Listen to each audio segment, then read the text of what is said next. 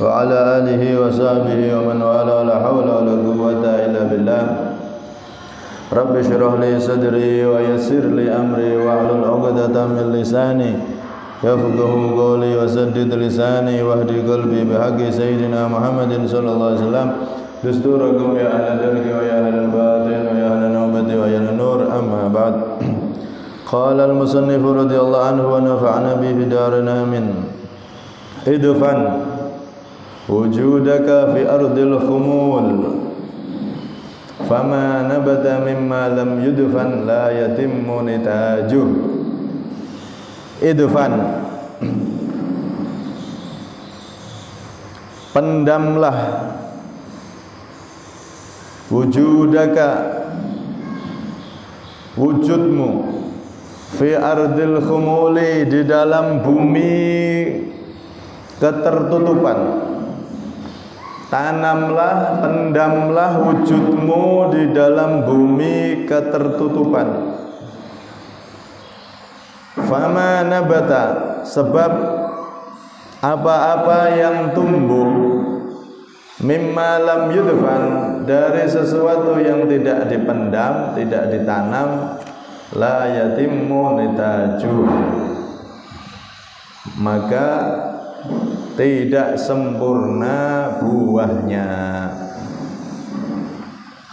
Pendamlah wujudmu di dalam bumi ketertutupan, sebab sesuatu yang tumbuh dari biji yang tidak dipendam, maka buahnya tidak akan sempurna.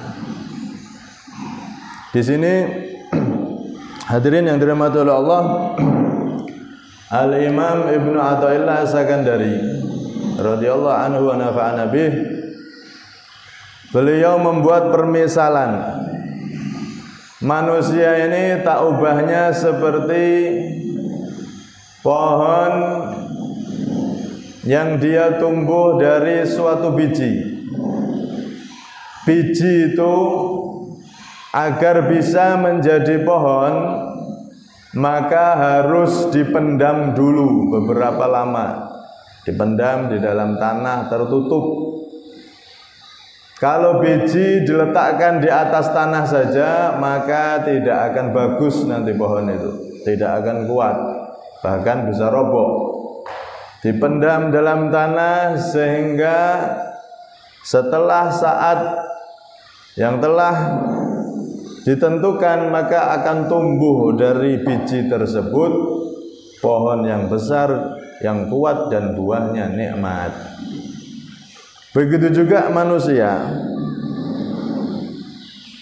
Manusia ini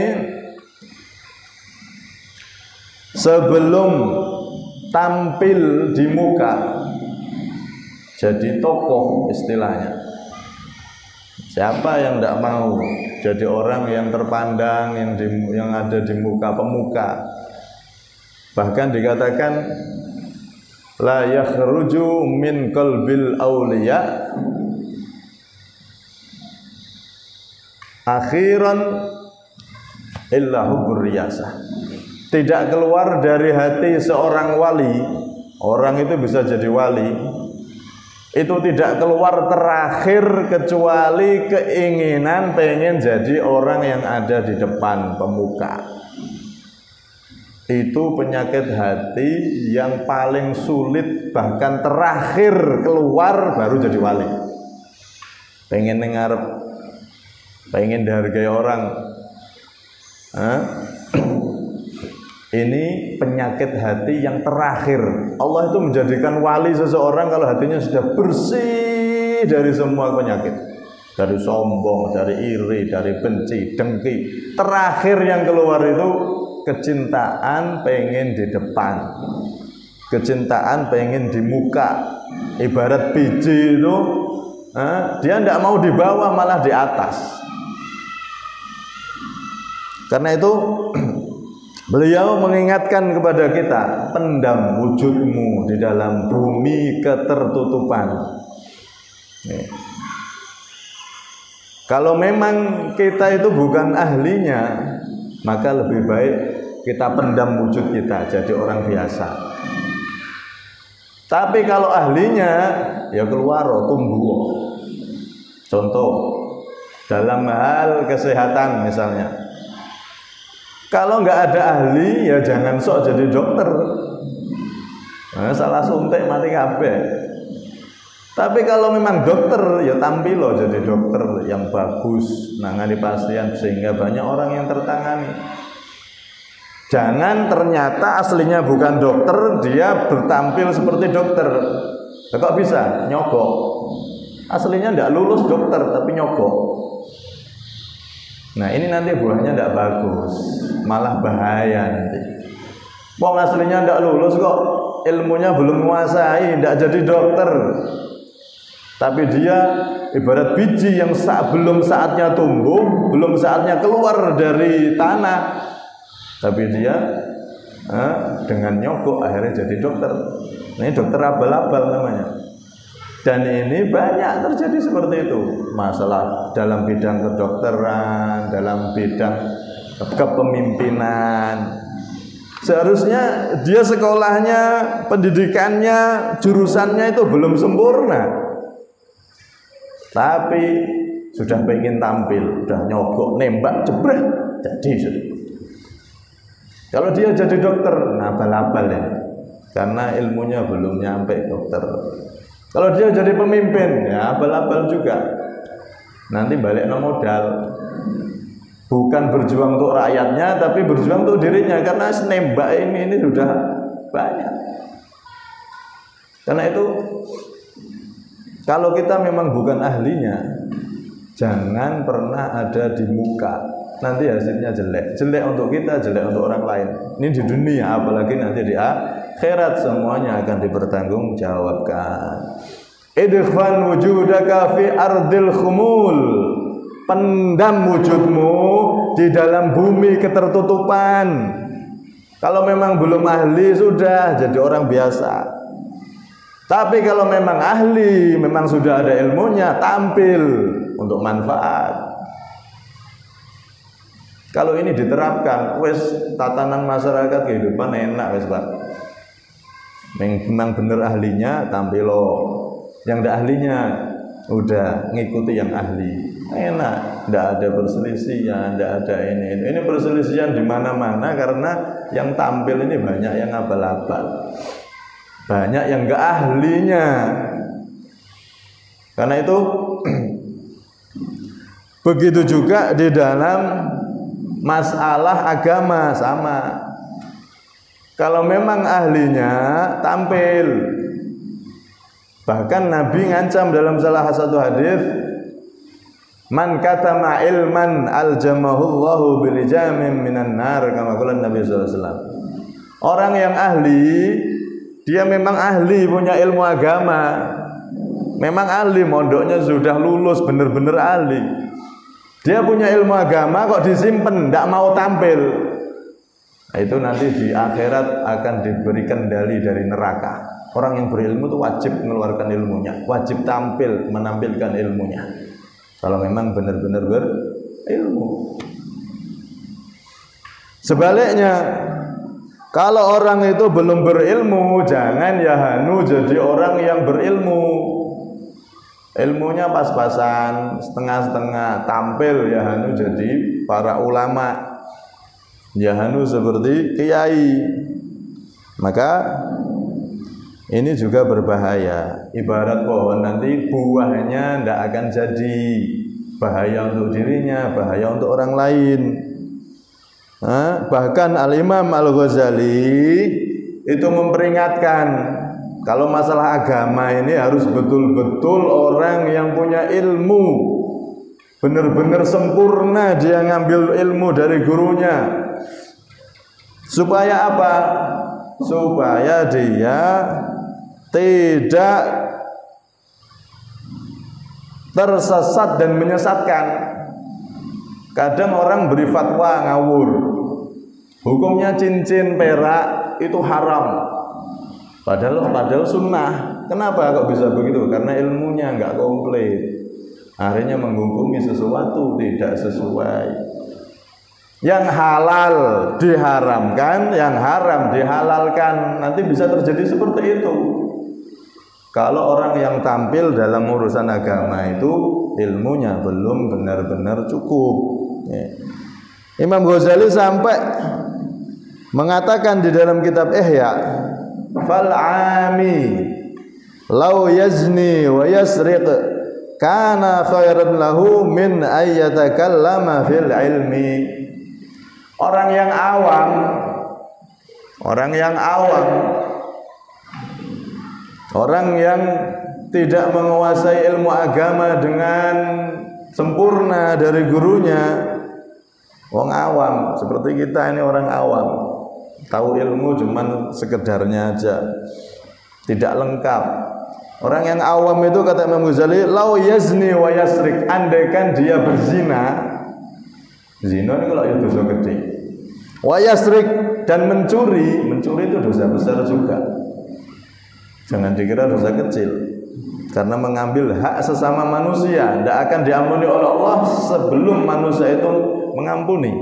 Dosa besar mencuri itu, walaupun yang dicuri cuma sedikit, itu dosa besar. Karena kita baca istighfar sampai protol lidah ini tidak akan diampuni oleh Allah sebelum yang punya harta itu memaafkan. Makanya mencuri itu dosa besar, baik kecil apalagi banyak. Koruptor, MM-an, waduh, niku nanti akhiratnya ngeri nanti. Orang awam, orang biasa, jika dia berzina, mencuri, kana khairan lahu, itu masih ringan bagi dia. Tanggungannya di akhirat itu lebih baik bagi dia daripada min ayyatakallama fil ilmi, daripada dia ngomong tentang ilmu agama. Itu masih ringan dosanya daripada dia ngomong ilmu agama yang dia belum ahli di situ. Karena pengen tampil, karena pengen dipanggil kiai, ulama, ustadz, pengen tampil padahal ilmunya belum ahli. Maka orang yang berzina, mencuri itu jauh lebih ringan. Maksudnya lebih ringan itu nanti tanggungannya itu di akhirat, tuntutannya lebih ringan daripada orang yang belum ahli dalam ilmu agama, dia ngomong tentang agama. Ndak ranahnya, bukan bidangnya. Ilmu agama ada bidangnya sendiri, para ulama, para ustadz, para santri yang mereka betul-betul mengkaji ilmu agama, itu bidangnya mereka yang berbicara tentang agama. Kenapa seperti itu? Karena berbahaya. Nanti seperti itu, yang halal bisa diharamkan, yang haram bisa dihalalkan. Seperti orang yang berani terjun masuk ke samudra laut yang begitu dalam, ombaknya besar, dia tidak bisa renang. Ini kemungkinan selamat sama tenggelamnya besar mana? Ya besar tenggelam, udah bisa renang. Jangankan di samudra, ini kolam renang itu loh. Nah, tidak bisa melangi, bisa tenggelam, mati, binasa. Apalagi di samudra yang dalam, laut yang ombaknya besar, kok berani nyemplung di situ, tidak bisa renang, ya wes wassalam.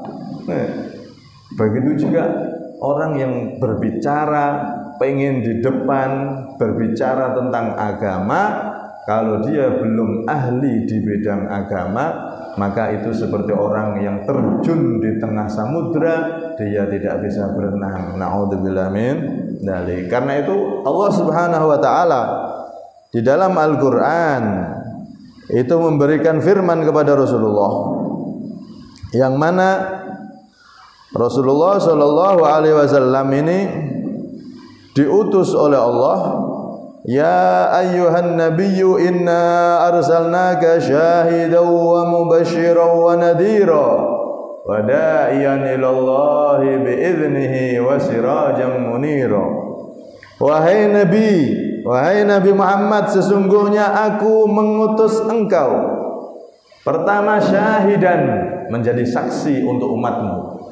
Umatmu ini nanti di persidangan akhirat saksinya adalah engkau. Mereka bisa selamat kalau saksinya engkau bersaksi atas kebaikan mereka. Kemudian syahidan wa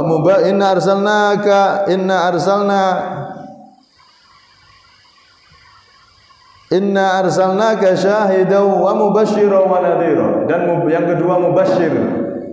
Aku mengutus engkau adalah mubasyir, memberi kabar gembira bagi orang-orang yang mau taat. Wa nadhira, dan yang ketiga memberi peringatan bagi orang-orang yang masih maksiat, yang masih melenceng dari jalan kebenaran. Kemudian diteruskan di situ wada'iyan ilallahi biiznihi. Yang keempat, engkau aku utus tujuannya adalah apa? Da'iyan ilallah, mengajak menuju jalan Allah biiznihi, dengan izin Allah. Wasirajan munira, dan seperti lampu bagaikan lampu yang bercahaya yang menjadi petunjuk orang-orang yang berada di dalam kegelapan. Di situ wada'iyan ilallah biiznihi, dan mengajak, berdakwah, mengajak manusia ke jalan Allah biiznihi, dengan izin Allah. Jadi orang yang mengajarkan ilmu, berdakwah, itu harus dengan izinnya Allah. Kalau pengen selamat dan benar, harus punya izin dari Allah. Karena itu orang-orang dulu itu Pak, mereka tidak berani ceramah, tidak berani menyampaikan ilmu kecuali sudah dapat izin dari Allah. Izin dari Allah itu berarti apa? Izin dari Rasulullah. Allah mengizinkan Nabi untuk berdakwah, mengajarkan ilmu, mengajarkan ilmu agama. Kemudian Nabi mengizinkan kepada sahabat, sahabat mengizinkan kepada para ulama, ulama mengizinkan kepada para santrinya, muridnya, terus demikian bersambung sampai sekarang. Kiai fulan, ustadz ini, dia dari gurunya, diperintah gurunya untuk berdakwah, menyebarkan ilmu. Itu berarti dapat izin dari atas nyambung sampai kepada Allah Subhanahu wa ta'ala. Jadi orang yang dapat izin dari Allah, yaitu dari guru-gurunya, nyambung ke Rasulullah hingga kepada Allah Subhanahu wa ta'ala, mereka lah orang-orang yang di dalam tumbuhnya itu adalah tumbuh yang benar. Kayak biji tadi itu tumbuh yang benar, kuat, kokoh, karena memang saatnya. Sampai-sampai diceritakan ada imam namanya Imam Junaid, Sayyidut Taifah. Imam Junaid itu itu pemimpinnya para sufi, para ulama besar saat itu. Itu beliau berguru kepada Imam Siri As-Sakoti. Imam Siri As-Sakoti ini ulama besar. Imam Junaid murid beliau. Saat itu disuruh oleh gurunya, ya Junaid, idhab ilal masjid wa'idin nas. Wahai Junaid, pergi kamu ke masjid, gantikan saya ngajar di masjid, ceramah, sampaikan ilmu di masjid. Kamu sudah cukup ngajinya, sekarang kamu saatnya untuk menyampaikan ilmu. Kemudian Imam Junaid saat itu, ya Ustadz, wahai guruku, saya bukannya tidak mau menyampaikan ilmu, tapi saya masih takut dengan firman Allah. Salah satu firman yang ditakutkan oleh beliau adalah ya ayyuhalladzina amanu lima taquluna ma la taf'alun kabura maqtan 'indallahi an taqulu ma la taf'alun. Wahai orang-orang yang beriman, kenapa engkau mengucapkan sesuatu yang tidak kamu amalkan? Kamu nyampaikan sesuatu ternyata tidak kamu amalkan. Maka itu adalah besar sekali kemurkaan di sisi Allah Subhanahu wa ta'ala jika menyampaikan sesuatu yang tidak kalian lakukan. Akhirnya gurunya dibacakan ayat itu, gurunya diam. Sudah balik, pulang ke kamarnya. Di malam itu Imam Junaid langsung bermimpi Rasulullah SAW. Bermimpi Rasulullah. Dalam mimpi ada dua hal yang menjadi kebiasaan orang soleh. Satu, nyuruh muridnya yang sudah cukup ilmu, yang sudah bisa untuk tampil menyampaikan ilmu. Itu kebiasaan orang soleh. Nomor 2, nyuruh muridnya untuk jadi imam saat sholat. 2 hal ini kebiasaan orang-orang soleh dulu. Nah, saya masih ingat ketika mondok itu guru saya, itu kalau sholat 5 waktu itu sering di belakang, yang disuruh imam muridnya. Masya Allah, itu ternyata kebiasaan orang-orang soleh dulu itu begitu. 2 hal itu, melihat santrinya sudah mampu disuruh untuk ceramah menyampaikan ilmu, dan melihat santrinya bacaannya bagus disuruh jadi imam. Ini 2 hal yang menjadi kebiasaan orang-orang soleh. Imam Junaid disuruh gurunya, beliau bukannya menolak tapi masih takut. Sudah siap apa belum saya ini ngomong, nanti saya tidak ngamal loh.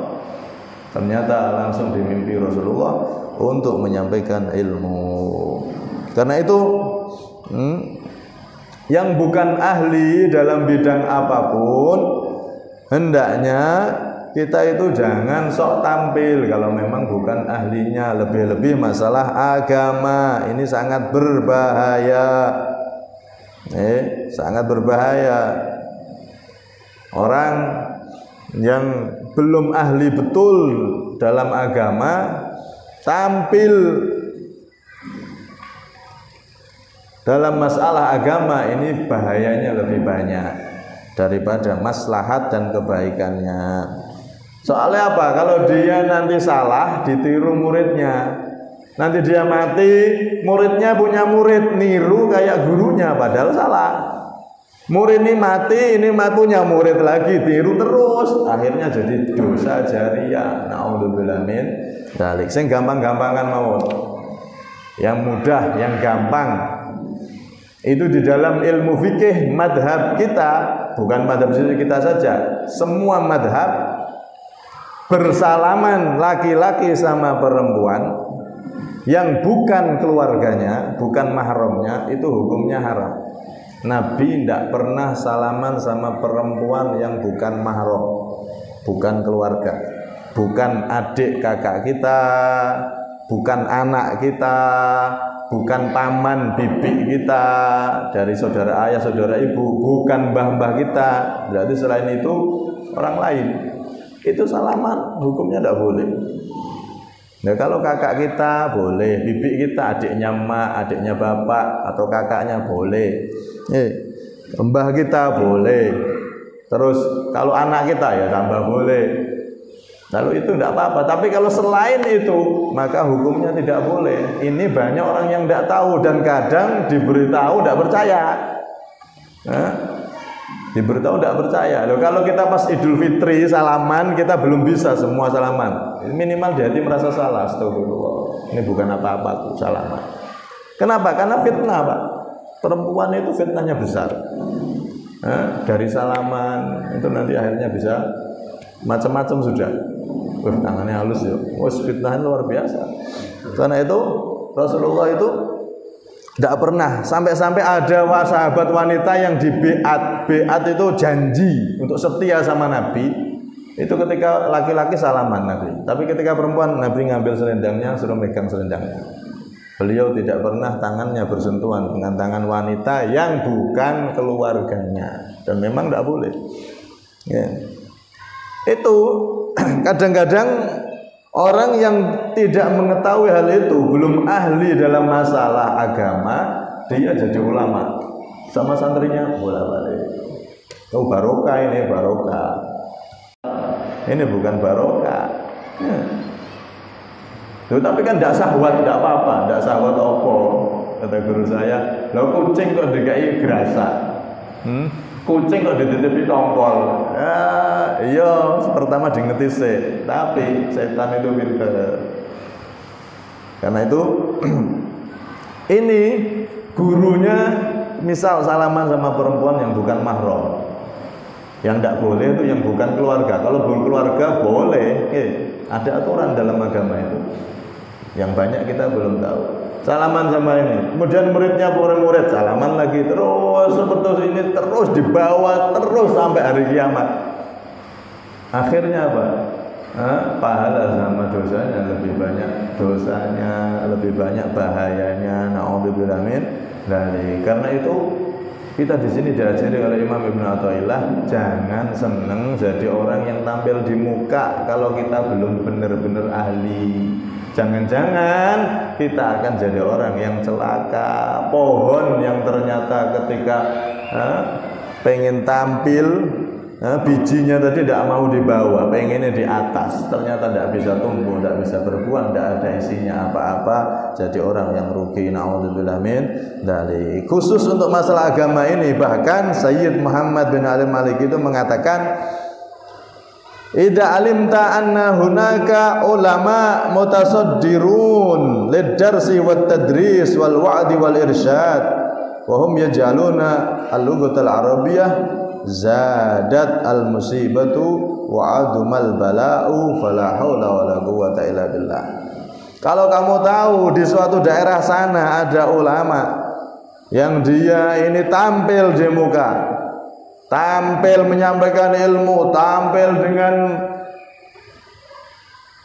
berceramah dan lain-lain, padahal mereka tidak faham tentang lughatul Arabiyyah, mereka tidak faham tentang ilmu kitab kuning, tidak bisa baca kitab kuning.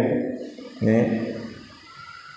Maka yang bertambah adalah musibah dan bala semakin besar. Artinya kerugian yang didapat lebih banyak daripada kebaikan yang dia dapatkan. Na'udzubillah min dzalik. Karena itu perlu kita itu dalam bidang apapun harus dengan keahlian. Atau kita disuruh oleh orang yang ahli. Kita tidak bisa baca kitab, tidak bisa, tapi ada ulama yang ngajari atau kita ngikuti dia, suruh untuk menyampaikan ini, menyampaikan itu sesuai dengan perintahnya, maka tidak apa-apa. Bukan dokter, tapi disuruh dokter. Kamu nanti begini, ini pasiennya begini-begini, tidak apa-apa kalau seperti itu. Tapi kalau sendiri tanpa ada suruh, tanpa ada perintah dari yang ahli, ini berbahaya. Yang bukan dokter nangani pasien tidak apa-apa, tapi dengan perintah dokter. Yang bukan ahli ilmu agama nyampaikan ilmu agama, berkhutbah atau apa, tapi dengan perintah, dorongan dari yang ahli. Karena memang yang ahli melihat ente ini sudah pantas untuk menyampaikan, maka bismillah atas perintah dari yang ahli. Jadi ada sambungannya. Atau bukan ahli tapi disuruh atau didorong oleh orang yang ahli, maka bismillah. Nah, disitulah dan jangan suka jadi orang yang berada di muka kalau memang kita nggak ada keahlian di situ. Nanti yang jelas akan tambah kemadaratannya, tambah rusak. Na'udzubillah min dzalik. Idfan wujudaka fi ardil khumul. Tanamlah wujudmu di dalam bumi ketertutupan. Enak jadi wong biasa. Nih, sebenarnya itu seperti kayak wong naik mobil nih loh Pak. Naik mobil jadi supir sama jadi penumpang. Enak penumpang. Penumpang pokoknya ngikuti sing supirnya wes nanti sampai di terminal sama, tempat yang sama. Santri sama ulama enak jadi santri. Ulama ini yang nyetir kesel. Saat penting ngikuti nanti sama ding surga sok podo. Ada wali sama orang biasa, kita cinta sama wali tersebut, nanti sok ning akhirat bareng sak surga, sak tingkatan, tidak ada bedanya. Enak. Makanya cuman itu tadi penyakit manusia itu tidak mau seperti itu, pengennya di muka, pengennya dia yang kelihatan dalam segala hal, baik dalam masalah agama atau dalam masalah yang lain. Manusia itu memang nafsunya pengen di depan, pengen terlihat di muka. Ini adalah penyakit hati yang paling sulit dan terakhir keluar dari hati para walinya Allah Subhanahu wa taala. Semoga kita diberi hati yang bersih oleh Allah dan dijadikan oleh Allah hamba-hamba yang tidak ambisius, yang tidak pengen harus di depan. Berjuang itu harus di depan, yang tidak kelihatan tapi banyak napa niku banyak andilnya, itu malah yang lebih bagus. Yang di depan siapa, yang depan belakang sepodo ae. Penting banyak, yang paling banyak andil itu yang paling mulia nanti di sisi Allah Subhanahu wa taala. Masalah posisi terus biasa mawon. Yang paling banyak andil itu yang di nilainya tinggi di sisi Allah Subhanahu wa taala. Allah alam bisawab. Sirril Fatihah.